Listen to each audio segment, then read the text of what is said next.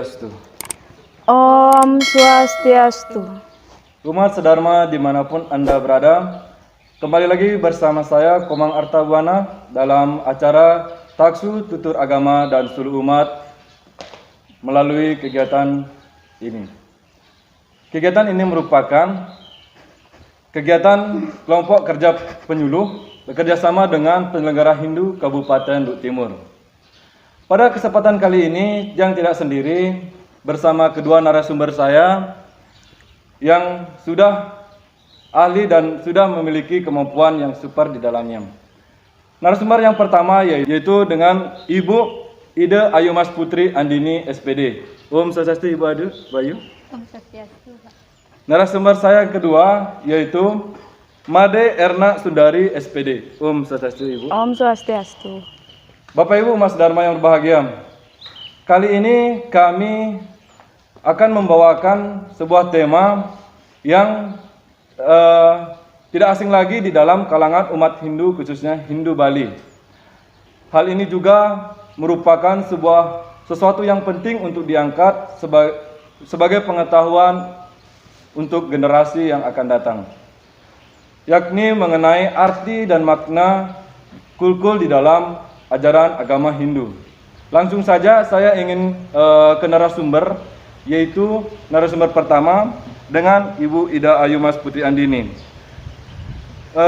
Kepada Ibu Ida Ayu, yang mengenai apa sih sejarah daripada perkembangan kulkul di dalam ajaran agama Hindu, dan mungkin adakah sastra-sastra yang mengupas tentang sejarah tersebut. Silakan Ibu Ida Ayu. Terima kasih Pak Komang.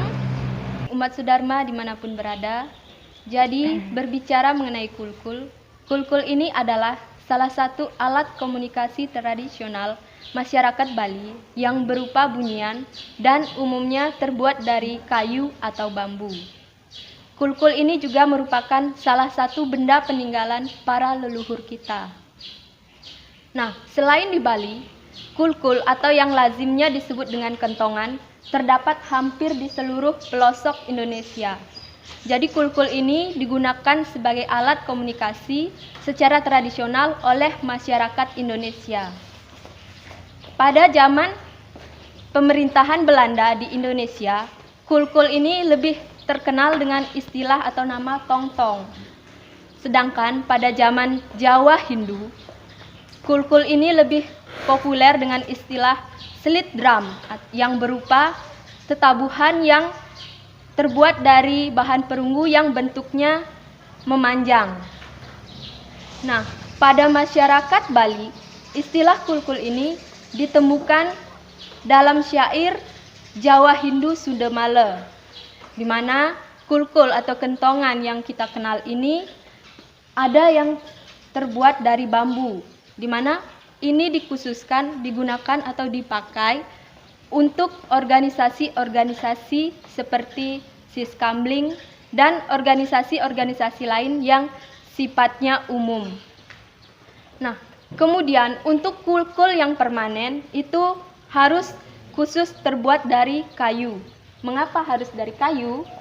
Karena kayu ini adalah melambangkan atau bermakna idep atau pikiran manusia. Seperti yang juga dijelaskan dalam Lontar Awig-Awig Desa Sarwa Ade yang menyebutkan, yang berbunyi, semasih ring gumi, jumeneng penggawa pemade, I Gusti Ngurah Made Tirta, mewadwe tiga iu, rauh ke Gunung Agung, kidul nia pale taru, gumi nge karang, sari nge merte, pale nge bukti, taru nge idep, yete maka sarining merte rat buana kabeh. Yang artinya semasih di gumi atau di bumi yang dipimpin oleh pujangga atau penggawa menengah yang bernama I Gusti Ngurah Made Tirta, yang berpengikut 3.000 datang ke Gunung Catur, di sebelah selatannya pohon pala atau pohon taru. Gumi berarti karang, sari berarti kehidupan, pala berarti hasil, dan taru berarti pikiran. Nah, itulah semua hakikat dalam menjalani kehidupan. Umat sedharma dimanapun berada, dari kutipan tersebut bermakna bahwa makna daripada kayu atau kulkul ini adalah idep atau pikiran manusia. Nah, kalau kita kaitkan atau hubungkan dengan gerak manusia yang kita kenal dengan tri pramana, yaitu bayu, sabda, dan idep, di dalam tumbuhan itu atau dalam kayu tersebut hanya ada satu pramana saja, yaitu bayu. Nah, dalam atau bagi manusia, bayu ini adalah sumber energi untuk kita berpikir dan bergerak secara alamiah. Jadi, dari hal tersebut, kulkul dilambangkan sebagai pikiran atau idep manusia, karena dari kulkul atau kayu itulah kita bisa bertemu atau berkumpul di suatu tempat dan bisa menyatukan pikiran kita sehingga bisa menjadi satu. Seperti itu, Pak Komang. Baik, terima kasih dengan narasumber pertama. Mas Dharma dimanapun Anda berada, ketika apa yang disampaikan narasumber kita yang pertama adalah bunyi kukul merupakan sejarah daripada alat komunikasi dan sebagai di dalam ajaran ada hubungannya dengan Tripramana, begitu Ibu ya? Saya ingin bertanya selanjutnya kepada narasumber yang kedua. Ketika dikatakan kulkul ini adalah sarana komunikasi dan juga di dalam ajaran agama Hindu ada namanya idep di dalam simbol kayu tersebut, berarti kulkul ini memiliki beberapa jenis, kan begitu Ibu ya? Mungkin bisa Ibu sebutkan jenis-jenis daripada kulkul yang digunakan di dalam agama Hindu, khususnya Hindu Bali. Silakan Ibu. Baik, terima kasih Bapak Komang. Jadi menarik sekali pertanyaannya terkait dengan ada berapa banyak sih jenis-jenis kulkul seperti itu. Jadi kulkul itu ada 4 jenis. Ada yang namanya kulkul dewa, kulkul buta, kulkul manusia, dan juga kulkul hiasan seperti itu. Kulkul dewa merupakan kulkul yang biasanya digunakan pada saat upacara dewa yajna. Itu difungsikan untuk memanggil para dewa untuk menyaksikan upacara yajna yang kita lakukan. Misalnya seperti upacara piodalan seperti itu. Kemudian kulkul buta merupakan kulkul yang digunakan pada saat upacara buta yajna. Juga difungsikan untuk memanggil para buta untuk menyaksikan upacara buta yajna yang kita laksanakan. Kemudian ada kulkul manusia. Ini merupakan kulkul yang digunakan pada kegiatan-kegiatan kita sesama umat manusia. Ini pun terbagi lagi menjadi 3 bagian. Ada kulkul seke-seke, kulkul tempean, kemudian kulkul seskamling seperti itu. Jadi setiap kulkul itu setiap bunyinya itu mempunyai makna yang berbeda-beda. Misalnya suara kulkul yang dibunyikan untuk kegiatan ngayah tentu akan berbeda dengan suara kulkul yang dibunyikan ketika ada orang meninggal atau ketika ada orang yang kemalingan atau kebakaran seperti itu. Jadi itu kulkul manusia. Kemudian kulkul hiasan, tentunya kulkul yang dihias sedemikian rupa agar bentuknya itu unik. Nah, kulkul ini biasanya digunakan untuk diperjualbelikan seperti itu. Biasanya kalau di Bali ini disukai oleh wisatawan karena dianggap sebagai barang yang unik atau antik dan biasa dijadikan juga sebagai buah tangan. Jadi itu bedanya. Jadi umat Sudharma yang berbahagia, kulkul bukan hanya sekedar alat tradisional, akan tetapi kulkul merupakan media komunikasi tradisional yang menjembatani komunikasi masyarakat Bali. Jadi bukan hanya komunikasi antara kita sesama manusia, tetapi juga kita dengan dewa ataupun Ida Sang Hyang Widi, kita dengan alam lingkungan seperti itu. Jadi inilah warisan leluhur yang harus kita jaga, karena kulkul juga dianggap sebagai yang dapat membentuk rasa persatuan dan kesatuan masyarakat Bali. Seperti itu, Bapak Komang. Oke. Terima kasih ya, narasumber kita yang kedua. Bapak Ibu Mas Dharma dimanapun Anda berada, seperti apa yang dijelaskan narasumber kedua, bahwa jenis-jenis kulkul dapat dibedakan berdasarkan fungsi dan kebutuhannya. Misalnya ada kukul dewa Bu ya, Ya, ada kukul buta, Buta, ada kukul manusia, manusia, dan dan juga ada kukul hiasan. hiasan. Nah, saya akan ingin memperdalam daripada kukul ini kepada narasumber saya yang pertama. Ketika ada jenis-jenis tersebut, ada kukul dewa, ada kukul buta, manusia, dan kukul hiasan, tentu agar umat tidak salah paham tentang apa bentuk bunyi dan berapa ketukan pukulan. Kadang-kadang kan biasa ada perbedaan. Nah, inilah umat ingin kadang-kadang berpikir apa sih bedanya dengan kukul hiasan dan kukul-kukul yang 4 jenis tadi. Bisakah Ibu menjelaskan aturan atau tata cara dalam membunyikan kukul? Silakan.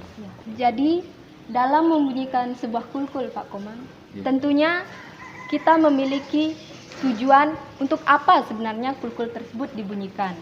Misalnya seperti yang pertama, ketika kita membunyikan kulkul untuk kegiatan ngayah atau gotong royong, maka bunyi kulkulnya adalah tung, tung, tung, tung, tung sebanyak 15 kali. Suara di awal dan di akhir ini adalah sebagai pengawal pemberitahuan. Kemudian, tung yang keempat kalinya adalah sebagai pengaksama pengawal dan suksema penutup. Selanjutnya, tung yang ke-9 kali di tengah itu adalah sebagai permakluman kepada masyarakat, kepada Krama Banjar yang berlokasi di 9 lokasi penjuru mata angin agar mendengarkan pemberitahuan tersebut. Boleh juga tung yang di pertengahan tersebut disingkat menjadi 4 kali saja.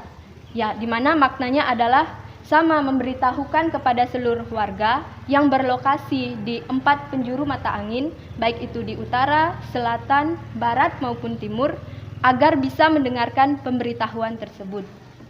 Kemudian yang kedua, apabila terjadi suatu keadaan khusus seperti pancebaya, misalnya kebakaran, maka bunyi kulkulnya adalah bulus nyembang. Artinya suara kulkul tersebut dalam tempo yang cepat, lama, dan tidak terputus-putus. Contohnya tung tung tung tung tung tung sampai batas waktu yang kita tentukan, sehingga sampai semua warga yang ada di sekitar daerah tersebut mendengar pemberitahuan tersebut dan keluar untuk membantu dan melihat keadaan tersebut. Kemudian yang ketiga yaitu apabila ada serangan musuh atau ada orang yang mengamuk, maka bunyi kulkulnya adalah bulus neruptug, tergesa-gesa, panik, dan terengas-engas. Contohnya tung tung tung tung, tung tung tung tung, dan seterusnya. Jadi bunyi kulkulnya itu dalam tempo yang cepat, sesuai dengan kondisi orang yang ngepak kulkul tersebut, yakni dalam keadaan panik, ketakutan, dan tergesa-gesa. Nah, kemudian yang selanjutnya, apabila ada acara kematian atau orang yang meninggal, maka bunyi kulkulnya itu hanya 3 kali saja. Tung, tung, tung, seperti itu. Nah, berbeda halnya ketika kita mendengar suara kulkul yang ada di suatu pura yang iramanya beraturan, itu menandakan bahwa di pura tersebut sedang dilaksanakannya suatu piodalan.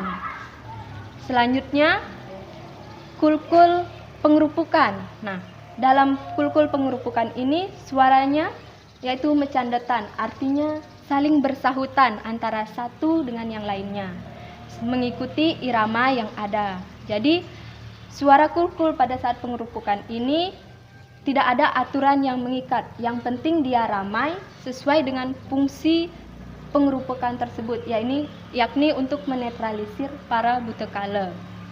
Nah, yang terakhir, bunyi kulkul untuk seke-seke, baik itu seke suba, seke muda-mudi, dan seke-seke lainnya itu tidak ada aturan yang baku. Itu sesuai sepakatan dengan orang-orang yang berada di seke tersebut. Mau menggunakan berapa ketukan itu disepakati bersama di sana.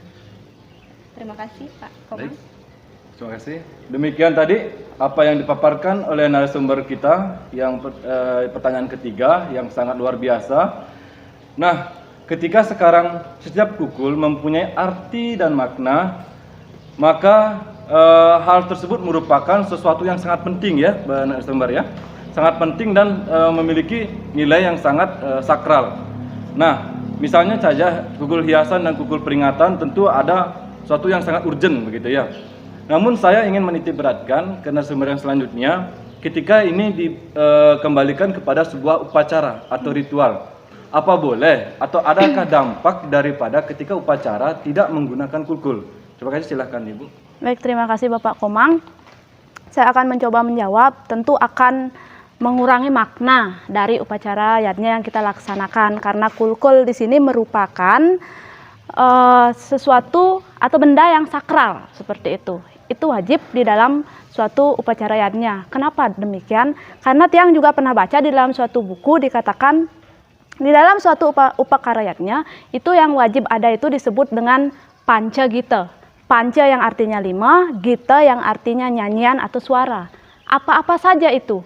Yang pertama ada suara kulkul, yang kedua ada suara gamelan, yang ketiga ada suara kidung, yang keempat ada suara gente, yang kelima ada suara mantra dari pandita atau pinandita yang melaksanakan upacara tersebut. Nah, jadi kulkul termasuk di dalamnya. Jadi Tiang dapat katakan pasti akan mengurangi makna dari upacara yang kita laksanakan.